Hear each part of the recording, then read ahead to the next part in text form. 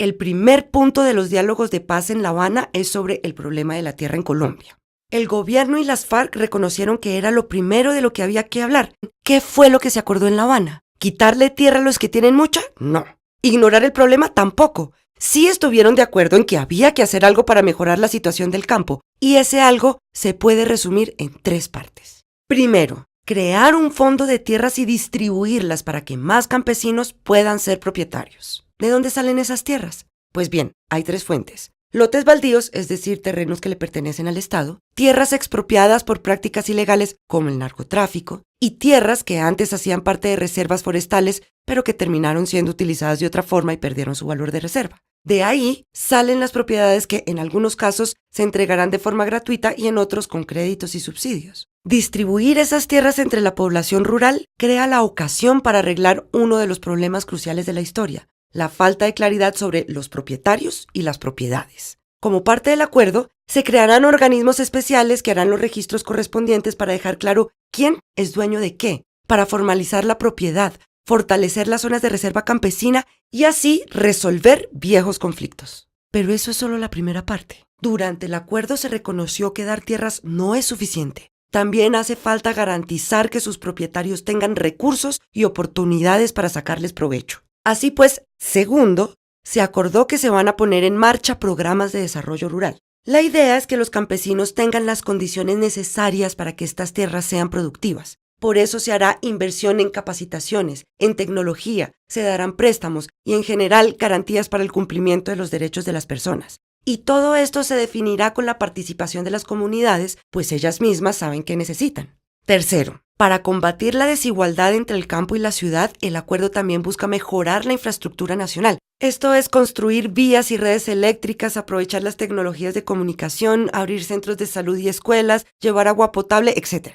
Todos estos son cambios que necesita el país para mejorar la producción de alimentos, teniendo en cuenta que hoy en día el 70% de nuestra comida la producen unos pocos campesinos en condiciones de pobreza. Por supuesto, hay muchos detalles que se nos quedan por fuera. Pero, a grandes rasgos, esto fue lo que el gobierno y las FARC acordaron como el punto de partida para buscar una salida pacífica al problema rural en Colombia. ¿Eso quiere decir que así quedó resuelto de una vez por todas el conflicto de tierras? No todavía. Quiere decir que estamos de acuerdo en que, con ese primer paso, podemos continuar en el camino de la paz.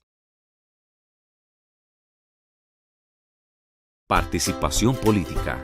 Las FARC dejarán las armas. Se someterán a la supervisión de las Naciones Unidas y aceptarán las reglas del juego de la democracia. Y si los colombianos aceptan lo acordado en La Habana, las FARC cambiarán las armas por los votos. Ya sin armas, las FARC tendrán que convencer a los ciudadanos para que voten por ellos. Si no consiguen los votos suficientes para entrar al Congreso, se les garantizará un mínimo de 5 curules en el Senado y 5 en la Cámara, únicamente durante 2 periodos constitucionales a partir del 20 de julio de 2018. El acuerdo busca que dejemos de ver a quien piensa diferente como un enemigo. Que aprendamos que todos tenemos el mismo derecho a expresar nuestras ideas. Por eso, todos los partidos y los movimientos políticos crearán un estatuto de oposición. También se creará un sistema integral de seguridad para garantizar la protección de la vida de líderes de movimientos políticos y organizaciones sociales. Los territorios más afectados por el conflicto tendrán, por 2 periodos constitucionales, representación en el Congreso en 16 circunscripciones especiales de paz. El acuerdo busca implementar mecanismos para que las elecciones sean más transparentes y se fortalecerá la participación de los ciudadanos para que tengan más influencia en las decisiones que se toman en sus regiones.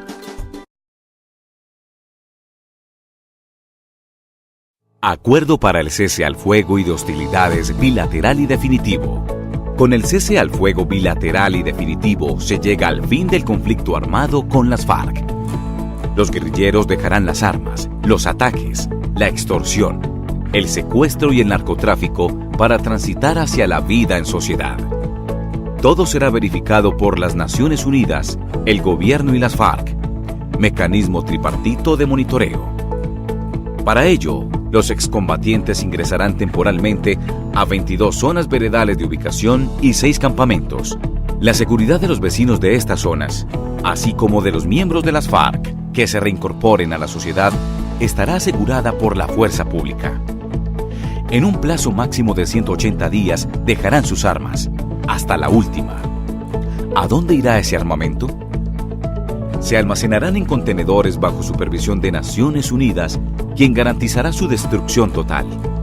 Con las armas se construirán 3 monumentos, en Colombia, en Cuba y en la sede de la ONU en Nueva York. Se reforzará el combate contra el narcotráfico y el crimen organizado. Cuando termine la dejación de armas en las zonas veredales, quienes quieran desarrollar un proyecto productivo contarán con un apoyo. Si constituyen un partido o movimiento político, podrán participar en las elecciones parlamentarias de 2018 y 2022, bajo las mismas condiciones de todos los candidatos y con plenas garantías. Contarán con representación en el Senado y en la Cámara de Representantes por 2 periodos electorales, con 5 curules en cada una de ellos si no llegan a conseguirlas con los votos. Nunca más habrá política con armas. Este es el fin del conflicto. Voy a explicar lo que se acordó en La Habana en materia de drogas ilícitas, un acuerdo en el que por primera vez las FARC reconocen su responsabilidad y se comprometen a solucionar el problema. El acuerdo se construyó sobre 3 columnas, la primera de las cuales busca reducir los cultivos ilícitos, bien sea de marihuana, de amapola o de coca, usados por los narcotraficantes para producir drogas ilícitas. Y lo que hace el acuerdo es dejar de ver al campesino, al cultivador, como un delincuente. Por eso se van a crear unos planes integrales de la mano con la comunidad para desminar el territorio, para llevar desarrollo, obras públicas, justicia, salud, de tal forma que se le puedan dar posibilidades al campesino por fuera de los cultivos ilícitos. Además, se plantea un programa de formalización masiva para que los campesinos sean los dueños de la tierra en la que trabajan. La segunda columna plantea la creación de un programa para reducir el consumo de drogas, pero desde una perspectiva de derechos humanos y de salud pública, porque el consumidor de drogas ilícitas no es un delincuente.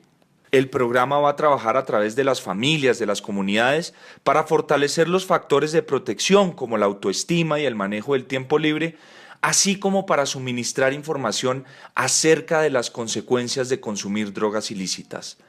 La tercera y última columna busca fortalecer la persecución de los criminales, de los narcotraficantes, de los que están produciendo y comercializando drogas, para encarcelarlos o para perseguir e incautar su dinero, sus activos, y generando controles sobre las sustancias, sobre los químicos que se utilizan para producir drogas. Con estas 3 columnas lo que se busca es que el narcotráfico deje de ser el combustible que alimenta el conflicto armado. Para llegar a la paz, es necesario hacerle frente a una pregunta bastante peluda. ¿Qué hacemos con respecto a todos los crímenes que ocurrieron durante la guerra? ¿Qué tipo de justicia se necesita para seguir adelante? Y ahí es cuando algunos hablan de impunidad. Se rumora que este proceso no va a castigar a los criminales, que simplemente vamos a olvidar todo lo que pasó y haremos como si nada. El problema es que, según los rumores, la paz sin impunidad significa meter a la cárcel a todo el que haya cometido crímenes, y estos rumores son bastante simplistas. Primero, porque no es cierto que no vaya a haber cárcel, pues de hecho se contemplan casos en los que habría penas entre 15 y 20 años, aunque también es cierto que en otros casos habrán amnistías. Pero segundo, y más importante, la idea de la impunidad es simplista porque la justicia que se definió en el acuerdo es mucho más provechosa que la cárcel o que el mero borrón y cuenta nueva. El acuerdo trata de entender la justicia no como un castigo a los malos, sino como una oportunidad para reconstruir la verdadera historia del conflicto y más aún, para reparar a las víctimas. Lo que está en juego aquí es un cambio de paradigma. Es la diferencia entre un modelo de justicia punitivo, algo peligrosamente cercano a la venganza, y otro que busca la reparación de las víctimas y la reconciliación del país. Ahora, reconstruir la historia es un asunto de tremenda importancia. Implica tener la información completa para saber qué fue lo que pasó, quiénes han sido responsables de esta violencia y para aprender y enmendar los errores que cometimos. Y esto, para un país que nunca se ha podido contar su propia historia, una historia llena de versiones contradictorias, rumores y secretos, es una de las claves para poder avanzar. Entonces, ¿cómo vamos a reconstruir la historia del conflicto? El acuerdo de paz en este punto es realmente estratégico. Y recordemos que se trata de una negociación. Sería ingenuo esperar que una de las partes accediera a entregar las armas y meterse a la cárcel sin más. Para poder conocer lo que pasó y que además se haga justicia y que todo esto cuadre dentro del marco de una negociación, la idea es que todos los que participaron, de forma directa o indirecta, reciban una serie de incentivos para que revelen la verdad. Y con participantes nos referimos a guerrilleros, militares, paramilitares, agentes del Estado, financiadores y a los que dieron apoyo político. Todo este proceso será cobijado por un nuevo marco legal conocido como la Jurisdicción Especial para la Paz. En ella se propone estudiar caso por caso para determinar quiénes pueden acceder o no a las amnistías. Si el caso es amnistiable, la persona juzgada debe reconocer su responsabilidad y contar toda la verdad para conocer los detalles del delito y a los responsables. Y el tema de la verdad es fundamental. Si ayuda con esto, su pena sería trabajar entre 5 y 8 años bajo la vigilancia del Estado para las comunidades afectadas u otras obras sociales. Si no lo hace, entonces iría a prisión. Ahora, delitos de lesa humanidad, genocidios, violaciones sexuales y otro tipo de crímenes graves no serán amnistiables. Su castigo será la cárcel. Por supuesto, el proceso tiene más detalles. Por ejemplo, se tiene en cuenta si la verdad es completa o no, si hay evidencias o testimonios contradictorios, y estos factores alteran el tipo de pena que reciben los responsables. El punto es que, al mismo tiempo que condena a esos responsables, esta estrategia sirve para reparar a las víctimas, no solo por los trabajos que los culpables tendrían que hacer para la sociedad, sino por la información muy valiosa que deben compartir, información que servirá para llevar a juicio a los demás responsables, para ayudar a encontrar a las víctimas de desaparición forzada y para registrar la memoria del país. De hecho, se va a crear una unidad para la búsqueda de personas y una comisión para el esclarecimiento de la verdad. Estas serán entidades encargadas de entrevistar a los excombatientes, a las víctimas, a los implicados en el conflicto y en general de hacer investigaciones que conduzcan a establecer la verdad, ya no en un sentido estrictamente judicial, sino para la memoria histórica del país. Y de paso, con toda esa información se diseñarán programas de reparación a las víctimas. ¿Y qué quiere decir eso? En últimas, el gran objetivo es reconstruir el tejido social. O sea, encontrar la manera de que las comunidades, los territorios, las organizaciones y los individuos que fueron afectados por el conflicto recuperen sus derechos y su forma de vida. En términos de acciones, esto implica indemnizar a las víctimas, restituir tierras, recuperar prácticas sociales, promover pactos de perdón y convivencia, ofrecer seguridad y, ante todo, garantizar que estos crímenes no se vayan a repetir. Y claro está, la no repetición va más allá de las víctimas. El gran propósito del acuerdo es lograr una paz duradera para toda Colombia. Y esto solo es posible si se generan los mecanismos pertinentes para la reconciliación y la convivencia, si se conoce el contexto histórico que dio origen al conflicto y los factores responsables de que fuera tan cruel y extenso.